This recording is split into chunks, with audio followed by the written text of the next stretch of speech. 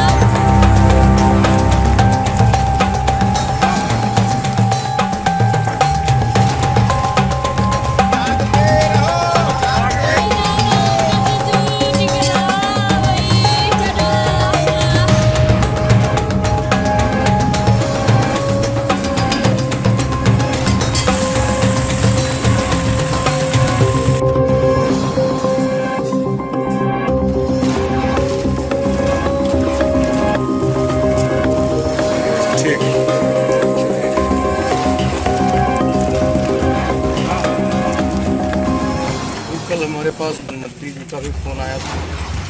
टीमें और बढ़ाई जा रही हैं, ड्रोन भी नए खरीदे हैं और लगातार अब इधर रुक किया है, आगे बढ़ा है तो संभावना बड़ी है कि क्योंकि वो अपनी मान से जहाँ वो रह रहा था 10-5 किलोमीटर के एरिया में ही दाएं बाएं जा रहा था, लेकिन अब लगभग 20-22 किलोमीटर आगे बढ़ कर के आया है। तो उम्मीद है और मार्क भी उसके मिले हैं और वहाँ पर टीम भी तैनात है जो इसमें ड्रोन से सर्च कर रही है। बधावन साहब भी वहीं पे और अन्य भी DFO भी हैं। उम्मीद है कि पकड़ा जाएगा। अन्य योगी आदित्यनाथ जी भी इसकी समीक्षा कर रहे हैं और उन्होंने कड़े निर्देश दिए हैं। तो आपने देखा कि इसी केस से संबंधित 2 बार प्रमुख वन संरक्षक आदरणीय रेणु सिंह जी आ चुकी हैं। अब आप समझिए कि कितनी गंभीरता से ले रही हैं। घटना घटी है, वैसे DMS की हैं, सारे अधिकारी आए हैं, रात में ही DFO आ गए हैं, सर्च किया है, SO साहब आ गए हैं और कम से कम हमारे ख्याल से 150 से ऊपर की संख्या वन विभाग की, चाहे श्रावस्ती की हो, चाहे गोंडा की हो, चाहे बहराइच की हो, चाहे बधावन साहब नेतृत्व कर रहे हैं, सब लोग लगे हुए हैं। सरकार पूरी निष्ठा के साथ और ईमानदारी के साथ अपने अधिकारियों कर्मचारियों के साथ लगी हुई है और निरंतर जागृत कर रही है। ये नया क्षेत्र चुन लिया। घर दबाव जब बढ़ा और रात में हो हल्ला होता रहा, लोग जगते रहे तो आगे की तरफ बढ़ा है। अब आगे की तरफ बढ़ा है तो उसके पकड़े जाने की संभावना है। विधायक जी, आप जो बंदूक लेके चल रहे थे उसके ऊपर जो है अखिलेश ने तंज किया, उस पर क्या करना चाहेंगे? अगर वो लोग भी इसी तरह से जनता के साथ खड़े रहते, जनता का सहयोग करते दुख सुख में, तो आज उनकी स्थिति ये न होती। अगर हम रात में जनता के लिए, जनता का मनोबल बढ़ाने के लिए हम उनके साथ अपनी राइफल लेकर के, लाइसेंसी राइफल लेकर के चल रहे हैं, उनके साथ जाग रहे हैं गांव में, तो उनको कौन सी दिक्कत आ रही है? क्या वो समझते हैं कि हम भी AC में बैठ करके वहीं से आदेश निर्देश दें, वहीं से पार्टी चलाने का काम करें, वहीं से पार्टी के कार्यकर्ताओं को निर्देशित करने का काम करें? यदि मैं नहीं घूमूंगा तो हमारे कार्यकर्ता क्यों घूमेंगे, हमारे सहयोगी क्यों घूमेंगे, अधिकारी और कर्मचारी इतनी तन्मयता से कैसे लगेंगे? इसलिए जैसी सरकार होती है, जैसा नेतृत्व होता है, उसी तरह से अधिकारी और कर्मचारी भी काम करते हैं।